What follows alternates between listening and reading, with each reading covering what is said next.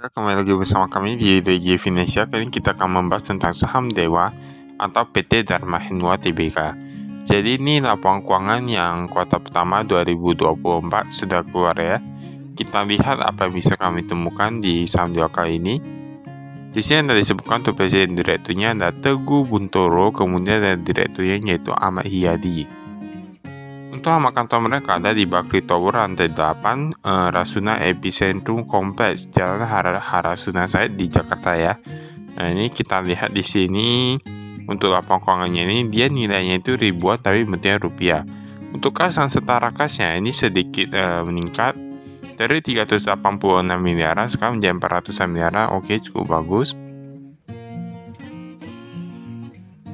Lalu ada piutang usahanya. Kalau kita lihat di sini, ini piutang usahanya ini pihak berhasil agak cukup banyak ya. Dari 1,7 triliunan sekarang menjadi 1,3 triliunan. Lalu pihak ketiga dia cuma sekitar 58 miliaran. Persediaan pun berkurang cukup banyak. Dari 412 miliaran sekarang menjadi 386 miliaran. Kurang lebih berkurang sekitar 26 miliaran.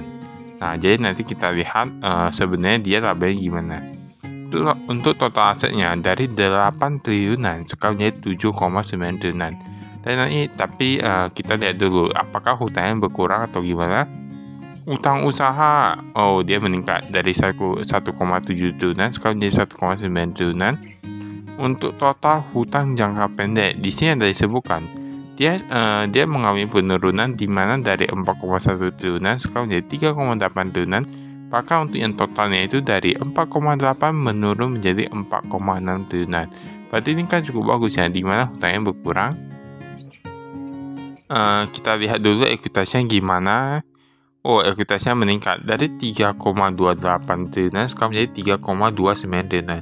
Tetapi kalau kita lihat di sini, ini perbandingan antara hutang dan ekuitasinya ini masih hutangnya lebih banyak. Dimana dia kurang lebih bedanya hampir 1 triliunan gitu lah ya. Nah, ini pendapatannya pun berkurang dari 1,7 triliunan sekarang menjadi 1,4 triliunan.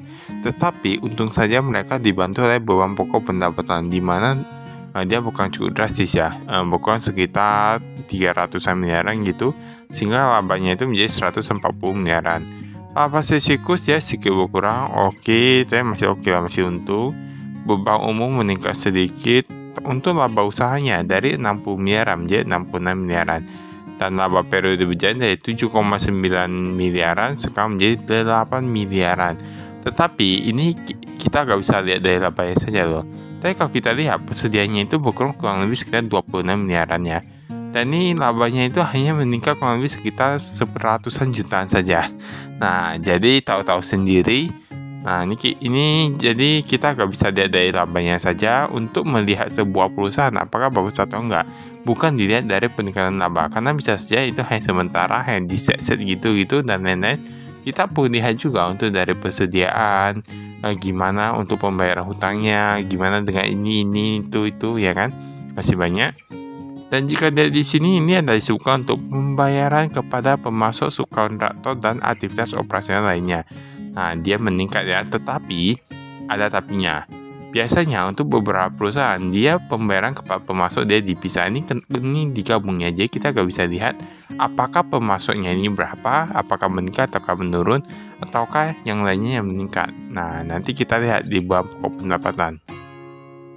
Tapi bisa dilihat juga sih di persediaannya nanti.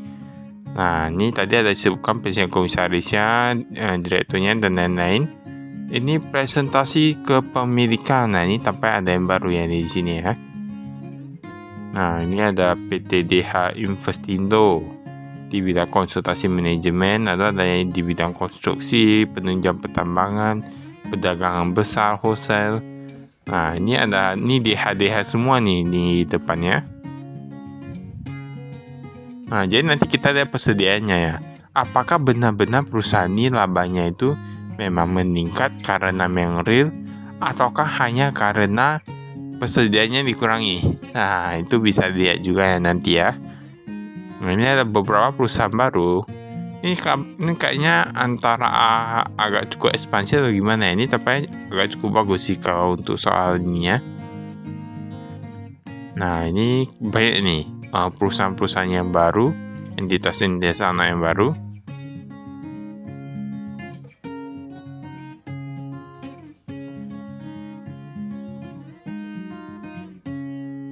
Nah, ini kita lihat langsung saja untuk kas dan setara kasnya.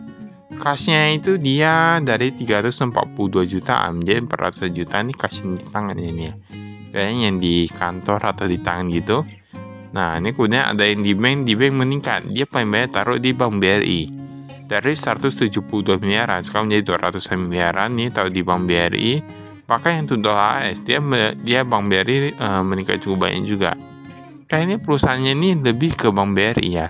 Karena setahu kami, dalam beberapa kali kami lihat laporan keuangan, agak jarang sebuah perusahaan dia taruh uangnya paling banyak di Bank BRI. Tapi ini kayaknya dia lebih banyak taruh di Bank BRI. Tapi untuk deposito mereka taruh di Bank Bukopin. Nah, ini kami udah sering lihat beberapa perusahaan taruh di Bank Bukopin berdasarkan pelanggan pihak berelasi. Ini jika dia ada di sini, ini memang nampak ya, di mana dia pelanggannya itu rata-rata pihak berelasi. Maka sudah sampai 1,3 triliunan jika dibandingkan dengan pihak ketiga hanya sekitar 58 miliaran. Nah, ini tahu-tahu sendiri berarti ini agak sedikit ke pihak berelasi ya. Saya entah kenapa kami lebih suka yang dia pihak ketiga lebih banyak, karena berarti dia gak gitu tergantung sama pihak berelasi.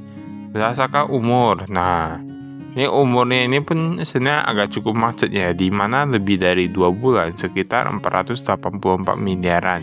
Yang belum jatuh tempo 800 miliaran, tapi lebih dari 2 bulan 484 miliaran. Ini pun udah meningkat dari yang tahun lalu. Yang tahun lalu 421 miliaran, dan nanti kita lihat apakah nanti yang kuartal kedua, kuartal ketiga, dan lain-lain itu bisa menjadi lebih dari 2 bulan. Dan dia dikatakan mungkin beberapa bulan berikutnya ya. Persediaan, nah ini nampak nih.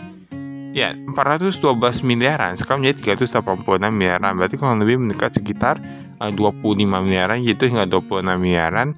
Itu kan berarti labanya itu tadi kan meningkat 900-an juta ya.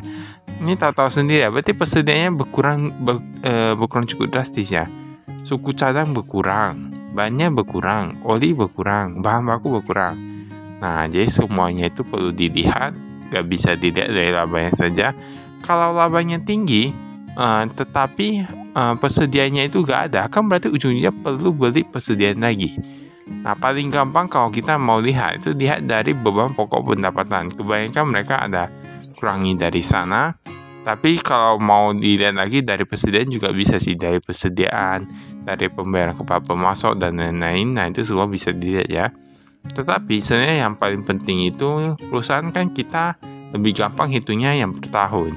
Jadi yang per kuartal itu kita masih belum bisa menyimpulkan, nanti yang per tahun baru bisa kita menyimpulkan dari tahun-tahun sebelumnya.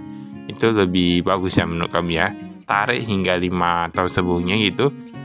Nah, ini ada total jumlahnya dari 1,7 hingga 1,9 ini utangnya. Nah, utangnya ini agak cukup macet. Dimana kita lihat dari 1 triliunan menjadi 1,2 triliunan untuk yang lebih dari 91 hari, lebih dari 3 bulan. Ini udah termasuk agak cukup ini pada hutang loh, ini berarti kan bayar kepada orang ya kan. Ini bayar kepada orang, seharusnya kebanyakan pemasok itu pihak ketiga. Tadi kita kata ini sebenarnya pihak berelasi atau pihak ketiga. Nah, ini pokoknya kalau kita ada di sini, ini bahkan lebih macet daripada yang piutang tadi ya. Piutang itu hanya sampai 2 bulan ya. Tadi dituliskan, sedangkan ini lebih dari 3 bulan. Nah, ini bahkan jumlahnya itu gak kecil loh sebenarnya. Ini beberapa kurang kita skip.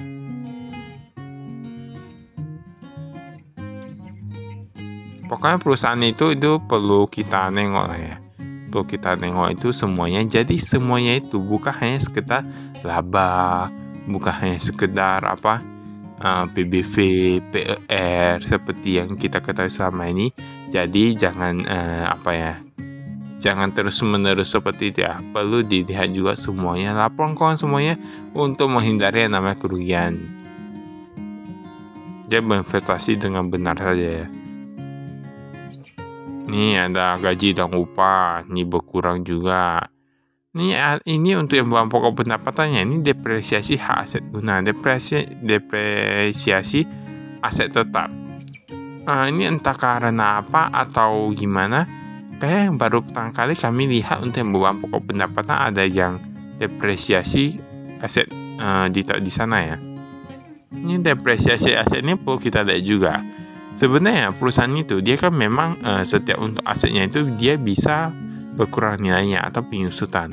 Tapi kita perlu lihat juga apakah penyusutannya itu wajar atau enggak atau gimana gitu ya. Nah, ini tinggal kenaikan gaji 3-8%. Ini 3-8%, entah kenapa ada tulis 3 ya ini ya. Apakah memang ada yang kenaikan gaji hanya 3%? Ini nggak tahu juga, ini tergantung internalnya juga. Tapi biasanya kalau menurut kami 3 agak sedikit kecil ya untuk kenaikan gaji. Berkat itu saya dari kami, sekian dan terima kasih. Salam investasi.